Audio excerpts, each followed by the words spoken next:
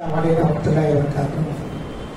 الحمد للہ رب العالمین والصلاة والسلام علی رسولہ الامین وعلی آلہ وصحبہ اجمعین ومن تبعهم بإحسان إلی یوم الدین، اما بعد۔ رب اشرح لی صدری ویسر لی امری واحلل عقدۃ من لسانی یفقهوا قولی، رب زدنی علما، اللهم انفعنا بما علمتنا وعلمنا ما ينفعنا وزدنا علما وعملا، آمین یا رب العالمین۔ قال اللہ تعالی: وما محمد إلا رسول محمد رسول الله والذين معه أشداء على الكفار رحماء بينهم تراهم ركعا سجدا يبتغون فضلا من الله ورضوانا سيماهم في وجوههم من أثر السجود ذلك مثلهم في التوراة ومثلهم في الإنجيل۔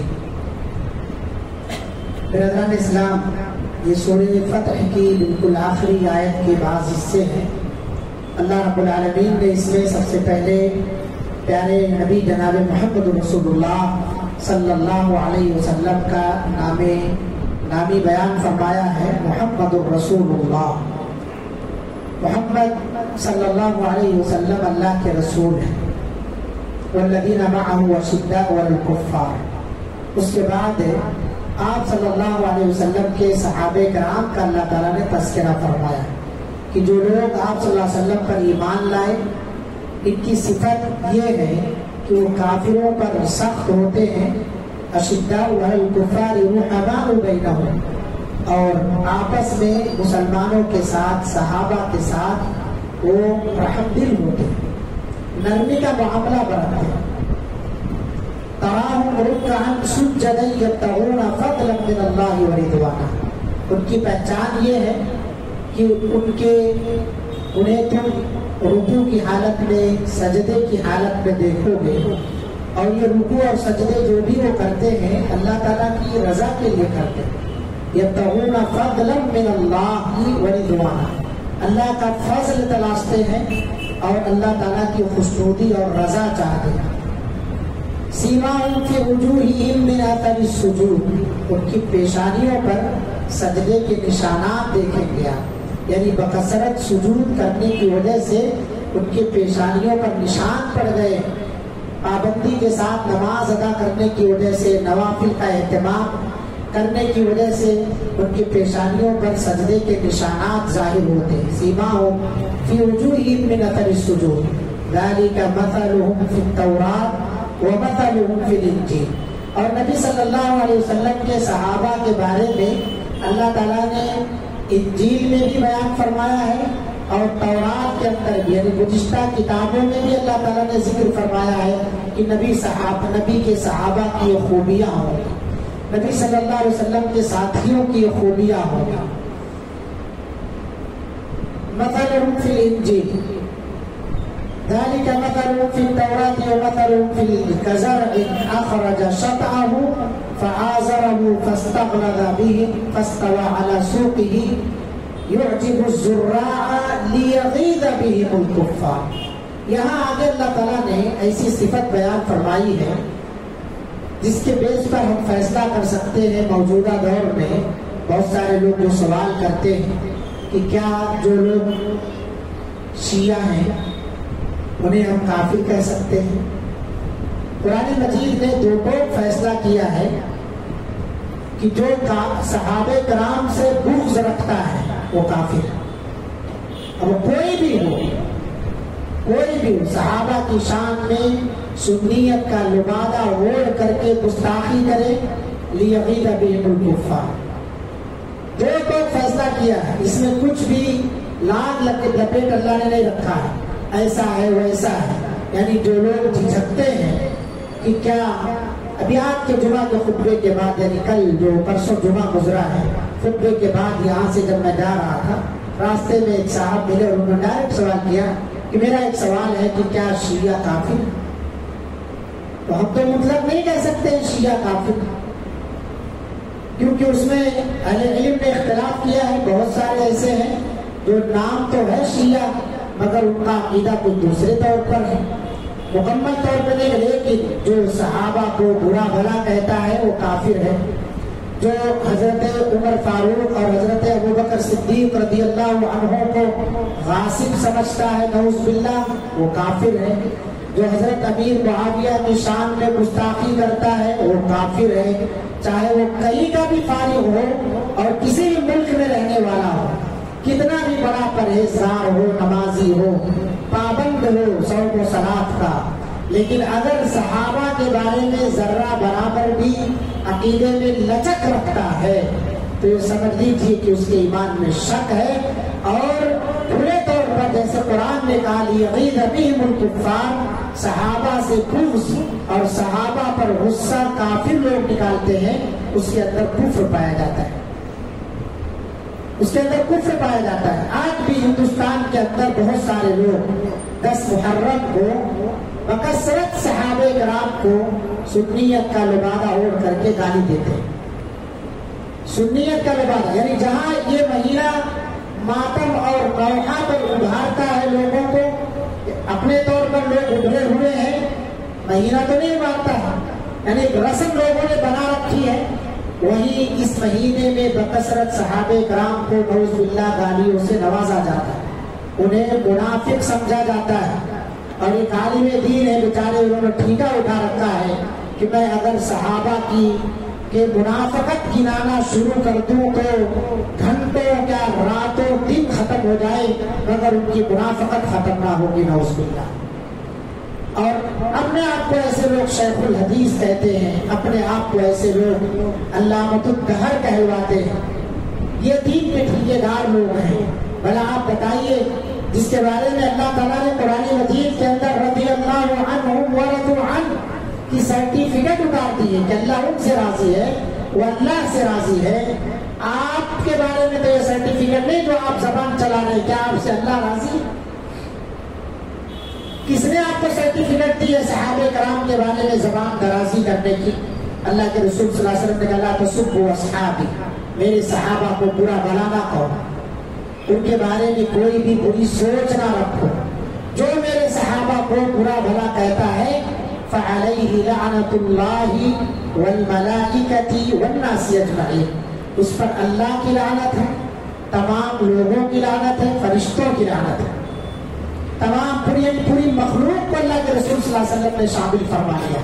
اور حضرت عبداللہ ابن مسعود رضی اللہ عنہ بیان فرماتے ہیں صحابہ کی جماعت وہ جماعت ہے جسے اللہ رب العالمین نے خود سے چنا ہے اپنے نبی کے لیے.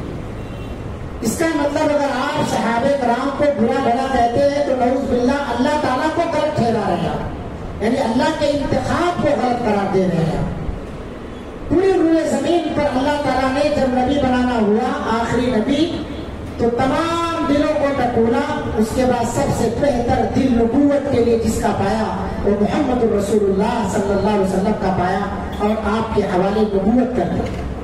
اس کے بعد آپ کے اعوان و انصار کی باری جب آئی، کیونکہ ہر نبی کے لیے حواریین ہے، مددگار ہے، اعوان و انصار ہے.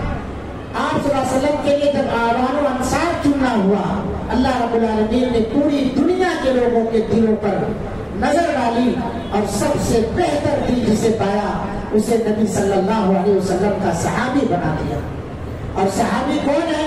من لقی النبی صلی اللہ علیہ وسلم مؤمنا به ومات علی الاسلام، جنہوں نے اللہ کے رسول صلی اللہ علیہ وسلم سے ایمان کی حالت میں ملاقات کی ہو اور ایمان ہی کی حالت میں ان کا انتقال ہوا، وہ صحابی ہے. اس میں نابینا بھی ہیں، آپ صلی اللہ علیہ وسلم سے ملاقات کرنے والے، کم روایت کرنے والے بھی ہیں، آپ صلی اللہ علیہ وسلم سے ملاقات کرنے والے، زیادہ روایتیں کرنے والے بھی ہیں، آنکھ والے، بنا آنکھ والے، جنگ کرنے والے آپ کے ساتھ، بنا جنگ کرنے والے، مرد بھی ہیں، عورتیں بھی ہیں، بچے بھی ہیں. علماء نے اس کا طبقہ بیان کیا ہے، صغار صحابہ، کبار صحابہ، عشر مبشرہ اور طرح طرح کے طبقات قائم کیے. تو صحابہ کے اندر بھی طبقات ہیں. حضرت ابو ہریرہ رضی اللہ عنہ کا اپنا ایک الگ مقام ہے، حضرت عائشہ رضی اللہ عنہ کا اپنا ایک الگ مقام ہے. لیکن یہ لوگ جنہیں کھلی چھوٹ ملی ہوئی ہے زبان درازی کرنے کی، نہ انہیں دنیا کی کوئی فکر ہے، نہ آخرت کی، نہ اسلام کی، نہ مسلمانوں کی، یہ لوگ حضرت عائشہ رضی اللہ عنہ کو نعوذ باللہ جہنمی کہتے ہیں.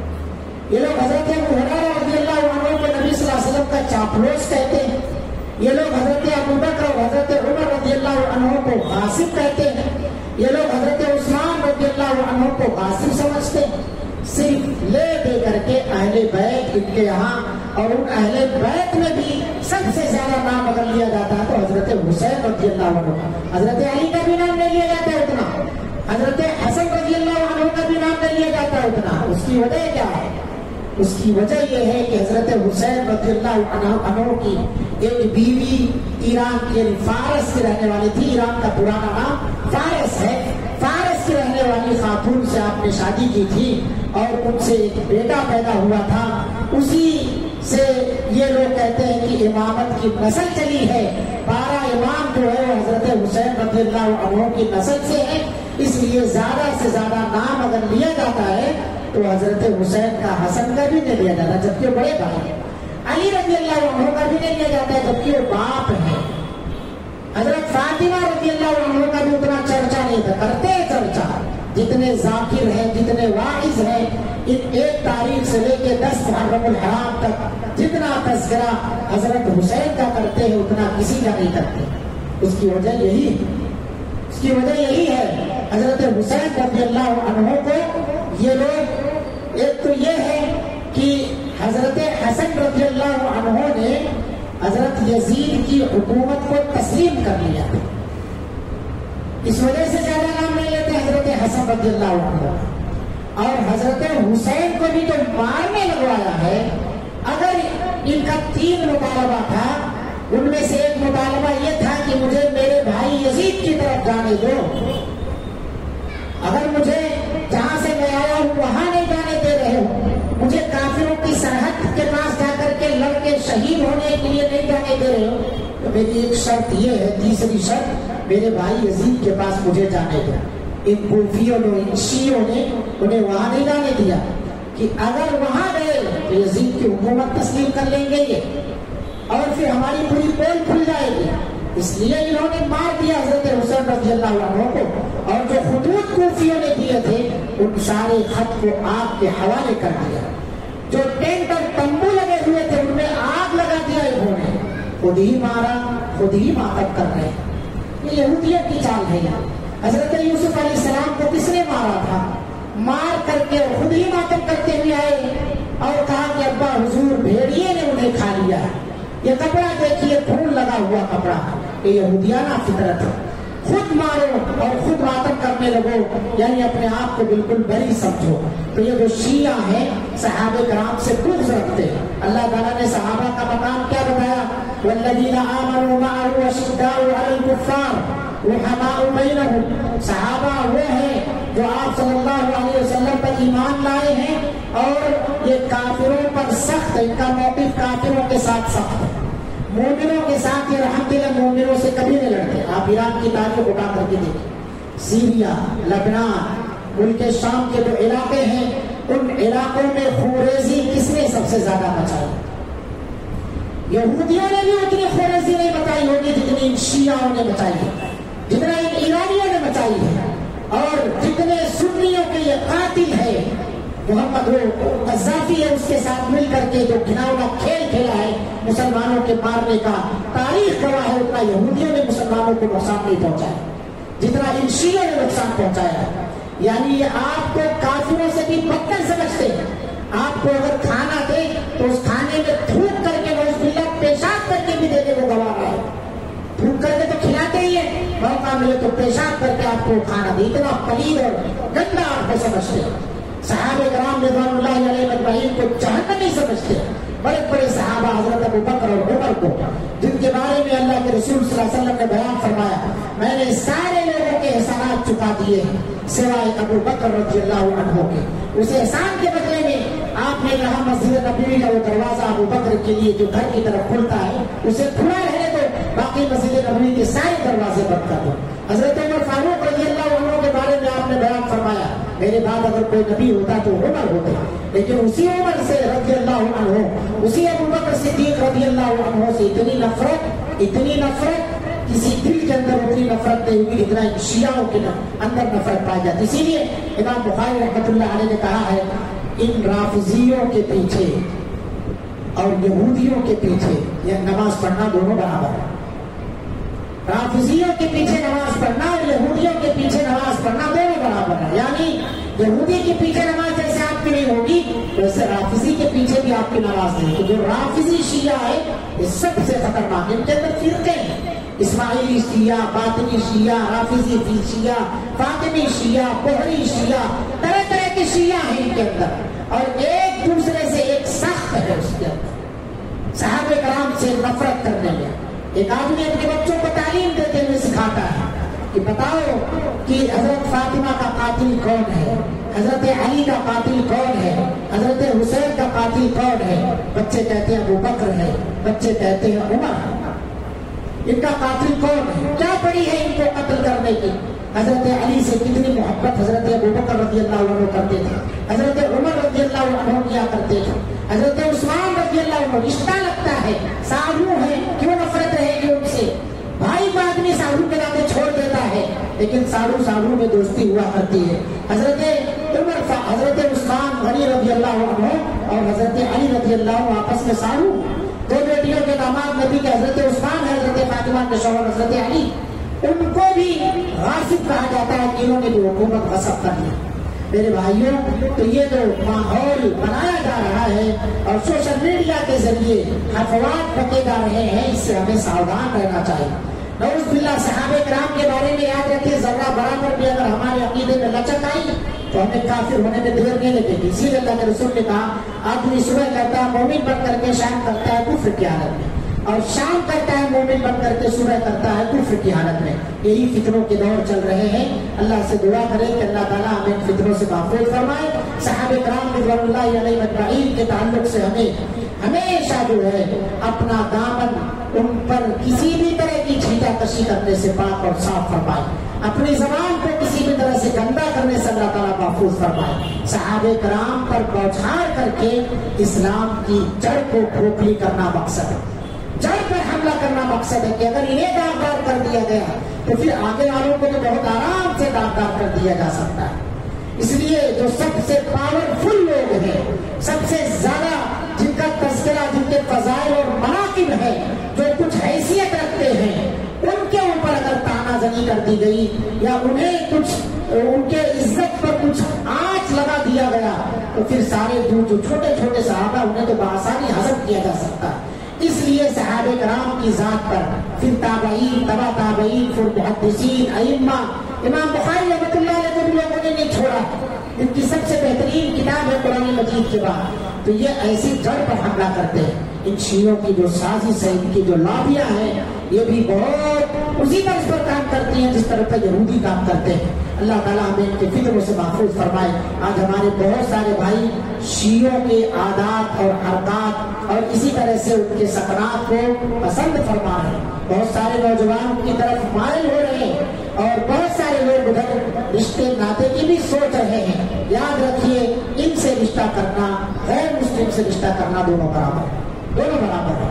لہٰذا اپنی عاقبت سوچ کر کے قدم بڑھائیے. اللہ سے دعا ہے اللہ تعالیٰ ہم سب کو کہنے سننے سے زیادہ عمل کی توفیق عطا فرمائے. اور صحابہ کرام، مشاجرات صحابہ کے درمیان جو آپسی اختلاف ہو گئی بسا اوقات، اس کو کسی اور رنگ میں نہ رکھنے سے ہم سب کو اللہ تعالیٰ محفوظ فرمائے. بہت سارے لوگ مشاجرات صحابہ کو لے کر کے طرح طرح کی فتنیاں کس رہے ہیں. صحابہ کے مابین جو آپسی اختلاف ہو گئے ان چیزوں کو لے کر کے بہت سارے افواہ رکھ رہے ہیں. اللہ رب العالمین ایسے لوگوں کو ہدایت عطا فرما.